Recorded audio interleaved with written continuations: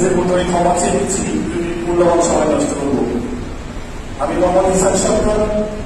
আপনারা জানেন আমার রাজনৈতিক প্রতিষ্ঠান শিকার হয়ে আমি আমার বিরুদ্ধে 366টি মিথ্যা মামলা দায়ের করা হয়েছিল। আমি প্রায় 10 বছরের মতো বিভিন্ন মেয়াদে জেলখানায় ছিলাম। জেলখানা থাকা অবস্থায় আমার মিথ্যা মামলা হয়েছিল। জেলখানা থাকা অবস্থায় আমার বাবা মারা গিয়েছিল। আমি দীর্ঘদিন ফেরতের জন্য আপনাদের কাছে এসেছিলাম, আপনাদের সহানুভূতি ভালোবাসা পেয়েছি। সেই মামলাগুলোর মধ্যে 5টি মামলায় বিগত কয়েকদিন আগে আমাকে আত্মপক্ষ সমর্থনের সুযোগ না দিয়ে আমাকে 22 বছরের কারাদণ্ডে দণ্ডিত করেছে।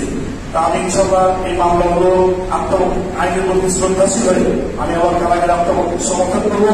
আপনারা আমার জন্য দোয়া করবেন। আমি যদি সুস্থ হয়ে আমরা আপনাদের মাঝে ফিরে আসতে পারি। আর আমার আচার আচরণে চাল চলনে কথাবার্তায় যদি কেউ কষ্ট পেয়ে থাকেন আপনারা আমাকে ক্ষমা করে দিবেন।